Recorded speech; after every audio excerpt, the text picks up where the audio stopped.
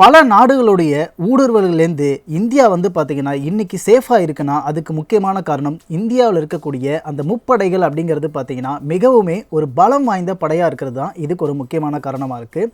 எல்லா படைகளிலுமே மிக அதிக பலம் கொண்ட படையாக இருக்க வேண்டியது நம்ம கடற்படை தான். ஸோ இந்த கடற்படையில் வந்து பார்த்திங்கன்னா நிறைய விமானங்கள், நிறைய வந்து ஏர்கிராஃப்ட்ஸு, அதுக்கப்புறம் இந்த ஹெலிகாப்டர்ஸ், இந்த மாதிரி ஏகப்பட்ட விஷயங்களை யூஸ் பண்ணி கடல் வழியாக வரக்கூடிய அந்த தாக்குதல்கள்லேருந்து இராணுவ வீரர்களாக இருக்கட்டும் இல்லை கடற்படை வீரர்களாக இருக்கட்டும் அவங்க வந்து நம்மளை பாதுகாத்துட்டு தான் இருக்காங்க.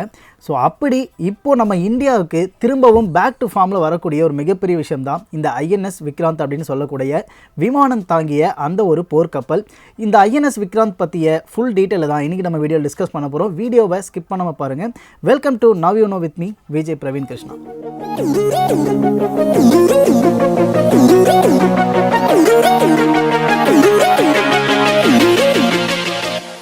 INS விக்ராந்த் அப்படின்னா என்ன, இது எப்படி வந்தது, இதை பார்க்குறதுக்கு முன்னாடி இந்தியாவில் இது வரைக்கும் என்னென்ன வார்ஷிப்ஸ் இருந்தது, அதாவது என்னென்ன விமானம் தாங்கி கப்பல்கள் இருந்தது அப்படிங்கிற லிஸ்ட்டு பார்க்கும்போது INS விராட், INS விக்ரமாதித்யா, அதுக்கப்புறம் INS விக்ராந்த்.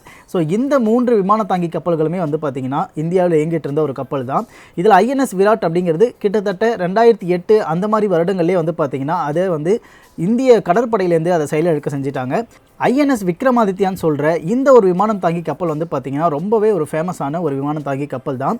இந்த ஒரு விமானம் தாங்கி கப்பல் இந்தியாவுக்கு எப்படி வந்தது அப்படின்னு பார்க்கும்போது 2013 அந்த மாதிரி டைம்லலாம் ரஷ்யாவில் வந்து பார்த்திங்க அப்படின்னா இந்த INS விக்ராந்த்னு இருக்க இந்த ஒரு விமானம் தாங்கி கப்பல் வந்து பார்த்திங்கன்னா ஒரு கேவ் டைப்புன்னு சொல்கிற ஒரு ஷிப்பு.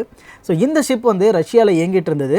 சோவியத் யூனியனில் அந்த டைமில் நடந்த போரால் வந்து பார்த்திங்கன்னா இந்த ஒரு விமானம் தாங்கி கப்பலுக்கு அதிகப்படியான பராமரிப்பு பண்ண முடியல, அவங்களுக்கு பணப்பற்றாக்குறை நிறைய ஏற்பட்டது ரஷ்யாவில்.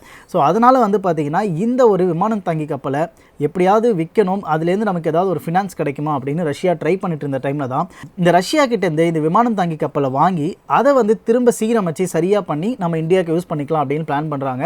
பட் ரஷ்யா கிட்ட இந்த மாதிரி ஒரு ஒப்பந்தம் போடும்போதே வந்து பார்த்திங்கன்னா இந்தியா வந்து இது கூடிய சீக்கிரம் எங்களுக்கு கொடுத்துருங்க அப்படின்னு கேட்டிருக்காங்க. பட் அந்த டைம்லேயே ரஷ்யா ரொம்ப டிலே பண்ணதுனால இந்த ஒரு INS விக்ரமாதித்யா அப்படிங்கிற இந்த விமானம் தாங்கி கப்பல் இந்தியாவுக்கு வரத்துக்கே கிட்டத்தட்ட வந்து பார்த்திங்கன்னா நியர்லி 1 வருஷத்துக்கு மேலே டிலே ஆகிடுச்சு. ஸோ அதுக்கப்புறம் தான் இது இந்தியாவுக்கு வந்த அப்புறம் தான் INS விக்ரமாதித்யா அப்படின்னு பேர் வைக்கிறாங்க. இதுக்கு INS விக்ரமாதித்யா அப்படின்னு பேர் வைக்கிறதுக்கான ஒரு முக்கிய காரணம் என்ன அப்படின்னு பார்க்கலாம். விக்ரமாதித்யா அப்படிங்கிற பேர் வந்து நிறைய பேர் கேள்விப்பட்டிருப்பீங்க. இது வந்து வட மாநிலத்தில் இருக்கக்கூடிய உஜ்ஜயினி அப்படிங்கிற பகுதியில் இருந்த ஒரு மன்னருடைய பெயர் தான் இது. இந்த விக்ரமாதித்யா அப்படிங்கிற பேருக்கு உண்மையான ஒரு மீனிங் என்ன அப்படின்னு பார்க்கும்போது தி சன் ஆஃப் வாலர் அப்படின்னு சொல்கிறாங்க. அதாவது வீரத்தினுடைய மகன் அப்படிங்கிறது தான் இதுக்கு பொருள். அதனால தான் INS விக்ரமாதித்யா, INS விக்ராந்த் அப்படிங்கிற இந்த பேரை வந்து மாற்றாமல் இன்னுமே வந்து கடைபிடிச்சிட்டே வந்துட்டு இருக்காங்க. அடுத்ததாக INS விக்ராந்த் அப்படின்னு சொல்லிட்டு பழைய விமான தாங்கி போர் கப்பல் ஒன்று இருந்தது. ஸோ அந்த கப்பலுக்கு இந்த விக்ராந்தின் பேர் வரதுக்கு முன்னாடி அது ஹெர்குலஸ் அப்படிங்கிற பேரில் தான் இயங்கிட்டு இருந்தது. இந்த கப்பலை UKலேருந்து வாங்கியிருக்காங்க இந்தியாவுக்கு. ஸோ இது வந்து பார்த்திங்கன்னா 1971 நடந்த இந்தியா பாகிஸ்தான் போரில் இந்த ஒரு விமான தாங்கி கப்பலை பயன்படுத்தியிருக்காங்க. ஓகே, இவ்வளவு இம்பார்ட்டன்ஸ் எதுக்கு இந்த விமான தாங்கி கப்பலுக்கு அப்படின்னு பார்க்கும்போது நடு கடல் வழியாக வரக்கூடிய அந்த போர்களை தடுக்கிறதுக்காக தான் இந்த மாதிரி விமான தாங்கி கப்பல்கள் ரொம்பவே உபயோகமாக இருக்குது. இந்த விமான தாங்கி கப்பல்கள்லேருந்து அதிவேகமாக போகக்கூடிய ஜெட் விமானங்களை இயக்க முடியும். அதே மாதிரி போருக்காக யூஸ் பண்ணக்கூடிய ஹெலிகாப்டர்ஸ் எல்லாமே இது மூலிமா வந்து பார்த்திங்கன்னா அதை ஏவ முடியும். இதிலிருந்து நிறைய ஏவுகணைகளை வந்து நம்மளால் செலுத்த முடியும். எதிரிகள் இடத்துலேருந்து வரக்கூடிய சப்மெரைன், அது மட்டும் இல்லாமல் வேறு மாதிரியான ஒரு வான்வழியாக வரக்கூடிய தாக்குதல்கள் எல்லாமே ரேடார் மூலிமா முன்கூட்டியே தெரிந்து கொள்றதுக்காக இந்த மாதிரி ஒரு விமான தாங்கி கப்பல் அப்படிங்கிறது ஒரு நாட்டுக்கு ரொம்ப ரொம்ப முக்கியமாக இருக்குது. சரி, ஏஷியாவில் எந்தெந்த கண்ட்ரிஸ் கிட்ட இந்த ஒரு விமான தாங்கி கப்பல் இருக்குது அப்படின்னு பார்க்கும்போது சீனா, தாய்லாந்து, அடுத்து இந்தியா கிட்ட தான் இருக்குது. ஸோ ஏஷியாவிலேயே 3 நாடு கிட்ட தான் வந்து பார்த்திங்கன்னா இந்த ஒரு விமான தாங்கி கப்பல் இருக்குது. ஓகே, இப்போது இந்த INS விக்ராந்த் அப்படிங்கிறது திரும்ப வந்துருச்சு அப்படின்னு சொன்னோம் இல்லையா? ஏன் அப்படின்னு பார்க்கும்போது பழைய INS விக்ராந்த் வந்து பார்த்திங்க அப்படின்னா இப்போது செயல் எழுந்துருச்சு. இப்போது இந்தியாவிலேயே முழுக்க இந்தியாவாலேயே தயார் செய்யப்பட்ட ஒரு விமான தாங்கி கப்பல் அப்படிங்கிறது தான் இந்த INS விக்ராந்த்.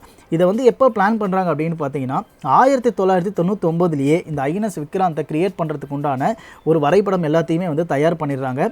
இது எதோட அடிப்படையில் தயார் பண்ணுறாங்க அப்படின்னு பார்க்கும்போது மேட் இன் இந்தியா எல்லாத்தையுமே வந்து இந்தியாவிலே மேட் பண்ணும் ஒரு இந்திய தரம் வாய்ந்த ஒரு விஷயத்தை நம்ம வந்து கடற்படைக்காக கொண்டு வரணும் அப்படின்னு இந்த ஒரு விஷயத்தை வந்து இவங்க ஸ்டெப் எடுத்து வைக்கிறாங்க. ஸோ அதுக்கப்புறம் தான் வந்து 2004 அந்த மாதிரி டைம்லேயே வந்து இதோடைய கட்டமைப்பை வந்து ஸ்டார்ட் பண்ணுறாங்க. 2020களில் இந்த ஐஎன்எஸ் விக்ராந்த் அப்படிங்கிற இந்த ஒரு விமான தாங்கி ஷிப்பை வந்து பார்த்திங்கன்னா ஃபுல்லாக அதோட கட்டமைப்பு ஆல்மோஸ்ட் முடியுது. ஓகே, இந்த ஐஎன்எஸ் விக்ராந்தில் என்னென்ன ஸ்பெஷல், இது ஏன் இவ்வளோ பேசப்படுது அப்படிங்கிறத இப்போ நம்ம பார்க்கலாம். இந்த INS Vikrant first indigenous aircraft IAC-1 அப்படின்னு சொல்லிட்டு அழைக்கப்படுது. இண்டிஜினியஸ் அப்படிங்கிறது ஒன்றும் கிடையாது, முழுக்க உள்நாட்டிலேயே தயார் பண்ண ஒரு விமானம் தாங்கி ஷிப் அப்படிங்கிறதா இதோடைய பொருள். கிட்டத்தட்ட 23,000 கோடி வந்து பார்த்திங்கன்னா இந்த முழு ஷிப்பை தயார் பண்ணுறதுக்காக செலவு பண்ணியிருக்காங்க.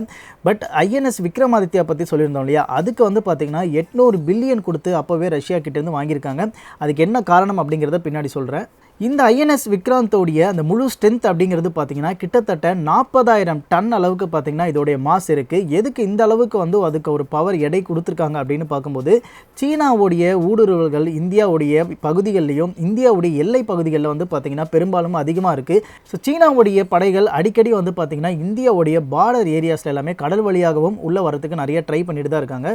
ஸோ அவங்களெல்லாம் டிஃபீட் பண்ணணும் அப்படின்னா இந்த அளவுக்கு ஸ்ட்ரென்த் இருக்கக்கூடிய ஒரு வார்ஷிப்பை வந்து கிரியேட் பண்ணணும் அப்படிங்கிறதுக்காக தான் இந்த அளவுக்கு அதுக்கான ஒரு மாஸ் கொடுத்துருக்காங்க. இந்த ஒரு வார்ஷிப்புக்கு அதிகப்படியான ஒரு ஸ்ட்ரென்த் இருக்கணும் அப்படிங்கிறதுக்காக இதை முழுக்க வந்து பார்த்திங்கன்னா ஸ்டீல்லையே கிரியேட் பண்ணியிருக்காங்க. அதனாலேயே இதோட கன்ஸ்ட்ரக்ஷன் வந்து பார்த்திங்கன்னா நியர்லி 1 இயருக்கு மேலே இதுக்கு டைம் எடுத்துகிட்டு இருந்திருக்காங்க இதோடைய ஹோல் கன்ஸ்ட்ரக்ஷனை ப்ராப்பராக முடிக்கிறதுக்காக. ஓகே, ஆல்ரெடி சொல்லியிருந்தாலே ஐஎன்எஸ் விக்ரமாதித்யாவுக்கு வந்து பார்த்திங்கன்னா 800 பில்லியன் கொடுத்து அதை வாங்குறதுக்கு பிளான் பண்ணியிருந்தாங்க அப்படின்னு சொல்லிட்டு. அது ஏன் அப்படின்னு பார்க்கும்போது அது ஆல்ரெடி வந்து பழுதடைஞ்ச ஒரு நிலைமையில் இருந்த ஒரு ஷிப் தான். ஸோ அதை இந்தியா வாங்கி அதில் இருக்கக்கூடிய அந்த பழுதெல்லாம் சரி பண்ணி அதை இன்னும் வந்து பார்த்திங்கன்னா இந்தியாவுக்கு அந்த வார்ஷிப்புக்கு ஏற்ற மாதிரியான சில மாறுதல்கள் எல்லாமே செஞ்சாங்க. அதுக்காகவும் பராமரிப்பு பணிக்காகவும் பார்த்திங்கன்னா அதில் அந்த மொத்த காஸ்ட்டையுமே சேர்த்து அதுக்கும் சேர்த்து தான் வந்து பார்த்திங்கன்னா அந்த ஷிப்பு கொடுத்து வாங்கியிருந்தாங்க. ஐஎன்எஸ் விக்ராந்தோடைய கம்பேர் பண்ணும்போது ஐஎன்எஸ் விக்ரமாதித்யாவுடைய கெப்பாசிட்டி கொஞ்சம் எக்ஸ்ட்ராவாக இருந்தது. அதே மாதிரி அதோடைய அந்த தூர பயணம் அப்படிங்கிறதும் பார்த்திங்கன்னா இதை கம்பேர் பண்ணும்போது அதிகமாகவே தான் இருந்தது. ஐஎன்எஸ் விக்ராந்த் அப்படிங்கிறது கிட்டத்தட்ட 15,000 கிலோமீட்டர் அளவுக்கு வந்து பார்த்திங்கன்னா அதோட ரேஞ்ச் வந்து ட்ராவல் பண்ணோம். அதாவது ஒரு தடவை ஃபியூவல் ஃபில் பண்ணோம் அப்படின்னா. பட் ஐஎன்எஸ் விக்ரமாதித்யா பார்க்கும்போது கிட்டத்தட்ட 35,000 கிலோமீட்டர்ஸ் அளவுக்கு ட்ராவல் பண்ணக்கூடிய ஒரு கெப்பாசிட்டி இருந்தது. இந்த காரணங்களால தான் இது வந்து பார்த்திங்க அப்படின்னா இதுக்கான பட்ஜெட் இந்த அளவும் அதுக்கான பட்ஜெட் வந்து பார்த்திங்கன்னா அவ்வளோ ஹையாகவுமே இருந்தது.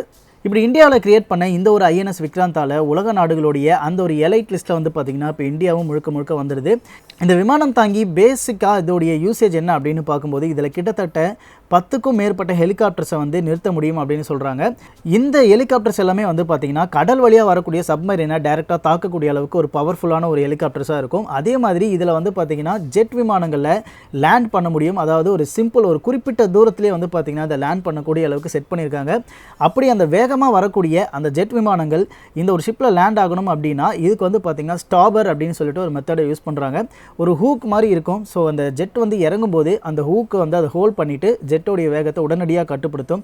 ஸோ அப்படி தான் அந்த குறிப்பிட்ட தூரத்தில் ஜெட்டை வந்து இந்த ஒரு வார்ஷிப்பில் லேண்ட் பண்ண முடியும். அதே மாதிரி குறிப்பிட்ட சில நிமிடங்கள்லேயே இந்த ஒரு ஜெட் விமானங்களில் இந்த வார்ஷிப்லேருந்து ஈஸியாக டேக் ஆஃபும் பண்ண முடியும். அதுக்காக ஒரு ஸ்லாண்டிங்கான அமைப்பு ஒன்று கொடுத்துருக்காங்க. ஸோ இதனால் வார்ஷிப்லேருந்து ஈஸியாக டேக் ஆஃப் ஆகிறது மட்டும் இல்லாமல் ஒரு குறிப்பிட்ட சில நிமிடங்கள்லேயே அதிகப்படியான உயரத்துக்கு வந்து பார்த்திங்கன்னா இந்த ஜெட் ஃப்ளைட்ஸால் செல்ல முடியும். ஸோ இதுக்கான நிறைய ட்ரையல்லாம் பண்ணி அது வந்து சக்ஸஸ்ஃபுல்லாக முடிஞ்சிருக்கு. ஸோ இந்த மாதிரி ஒரு world class helicopters and aircrafts எல்லாமே வந்து பார்த்திங்கன்னா இந்த ஷிப்பில் லேண்ட் பண்ணக்கூடிய அளவுக்கு இது பவர்ஃபுல்லான இருக்குது. அது மட்டும் இல்லாமல் இதில் இருக்க ரேடார் அப்படிங்கிறது ஆல்ரெடி சொன்ன மாதிரி ஆழ்கடலில் இருக்கக்கூடிய ஒரு சப்மரீனையும் சரி வானத்திலேருந்து வரக்கூடிய ஒரு ஏர்கிராஃப்டையும் சரி ரெண்டையுமே தூரத்துலேருந்து கூட கால்குலேட் பண்ணி ஈஸியாக சொல்ல முடியும். இதில் இந்த ஷிப்போடைய 4 டெக் அப்படின்னு சொல்கிற அந்த பகுதியிலேருந்து எதிரியை நோக்கி ஏவுகணை ஏயக்கூடிய அளவுக்கு வந்து பார்த்திங்கன்னா அதோட எய்மிங் ஈஸியாக பண்ண முடியும். இதை பைலட்டே வந்து பார்த்திங்கன்னா ஆக்சஸ் பண்ண முடியும். ஸோ அந்த மாதிரியான அமைப்புகள் எல்லாமே இதில் கொடுத்துருக்காங்க. ஆல்ரெடி சப்மரீனை டேரெக்டாக போய் அதோட டைரெக்ஷனில் தாக்குறதுக்கு இந்த ஷிப்லேருந்தே வந்து பார்த்திங்கன்னா ரொட்டேட்டிங் ஏவுகணைகள் எல்லாமே வந்து பார்த்திங்கன்னா பொருத்திருக்காங்க. 1700 க்ரூ மெம்பர்ஸ் இதில் ட்ராவல் பண்ணக்கூடிய அளவுக்கு வந்து பார்த்திங்கன்னா இது அவ்வளோ பெருசாக இருக்குது. இதில் உமன்ஸ் அப்படின்னு சொல்லிட்டு ஸ்பெஷலான சில கம்பார்ட்மெண்ட்ஸ் எல்லாமே ஒதுக்கியிருக்காங்க. 2300 கம்பார்ட்மெண்ட்ஸ் வந்து பார்த்திங்கன்னா இதில் தனியாகவே இருக்குது. 7500 நாட்டிக்கல் ஸ்பீட் அப்படின்னு சொல்கிறாங்க. அதாவது இந்த நாட்டிக்கல் அப்படிங்கிறது கடல் வழி பயணம். ஸோ இந்த 7500 நாட்டிக்கல் மைல் ஸ்பீட் அப்படிங்கிறது அந்த தூரம் அளவுக்கு வந்து பார்த்திங்கன்னா இது 28 நாட் ஸ்பீடில் போகும். அதாவது 55 கிலோமீட்டர்ஸ் பர் ஹவர் அப்படிங்கிறது இதோடைய ஒரு ஆவரேஜ் ஸ்பீடாக தான் இருக்குது. பட் நார்மலாக பழைய ஐஎன்எஸ் விக்ரமாதித்யா பொறுத்த வரைக்கும் இதை விட ஒரு அதிகமான வேகமாக போகக்கூடிய தன்மை கொண்டதாக தான் இருந்தது. பட் இப்போ இருக்கக்கூடிய இந்த டெக்னாலஜியை பொறுத்த வரைக்கும் இதில் இருக்கக்கூடிய டெக்னாலஜி எல்லாமே ஒரு ஹை டெக்னாலஜியாக இருக்கிறதுனால இந்த வேகம் அப்படிங்கிறது ஒரு போதுமான வேகமாக தான் இருக்கும். 62 மீட்டர்ஸ் வைடாகவும் 59 மீட்டர்ஸ் வந்து இதோட ஹைட்டாகவும் இருக்குது. 262 மீட்டர்ஸ் வந்து பார்த்திங்க அப்படின்னா இந்த ரன்வேன்னு சொல்கிறோம் இல்லையா அந்த ஒரு விஷயமும் அதுக்கப்புறம் லென்த் வந்து பார்த்திங்கன்னா அதை விட அதிகமாக இருக்குது. ஸோ ஓவராலாக ஓவராலாக இந்த ஒரு விமானம் தாங்கி ஷிப் அப்படிங்கிறது கிட்டத்தட்ட ஒரு மினி வில்லேஜ் அப்படின்னு சொல்கிற அளவுக்கு தான் வந்து பார்த்திங்கன்னா இருக்குன்னு சொல்கிறாங்க. ஸோ ஓவராலாக இந்தியாவிலே முழுக்க தயார் பண்ண இந்த ஒரு சக்தி வாய்ந்த INS விக்ராந்த் அப்படிங்கிறது கொச்சின் கடற்பகுதிகளில் ட்ரையல் எல்லாமே முடிஞ்சு இந்திய கடற்படையோடு இணைய போகுது. ஸோ இது வந்து நம்மளுடைய இந்திய கடற்படைக்கு வந்து ஒரு மிகப்பெரிய பலம் அப்படின்னு தான் நான் நினைக்கிறேன். ஸோ இதில் நான் ஏதாவது விஷயங்கள் மிஸ் பண்ணேன் அப்படின்னு நீங்கள் நினச்சிங்கன்னா கண்டிப்பாக அதை வந்து கமெண்ட் பாக்ஸில் மென்ஷன் பண்ணுங்கள். வேறு ஏதாவது இதே மாதிரி இன்ட்ரெஸ்டிங்கான விஷயம் பேசணும்னு நினச்சிங்கன்னா அதையும் கண்டிப்பாக மென்ஷன் பண்ணிவிடுங்க. காவேரி நியூஸ் சேனலை மறக்காமல் சப்ஸ்கிரைப் பண்ணிவிட்டு பெல் நோட்டிஃபிகேஷனை கிளிக் பண்ணிக்கோங்க. தேங்க்ஸ் ஃபார் வாட்சிங். தமிழ் பேசும் உள்ளங்களுக்கும் காவேரி நியூஸ் பார்வையாளர்களுக்கும் நன்றி.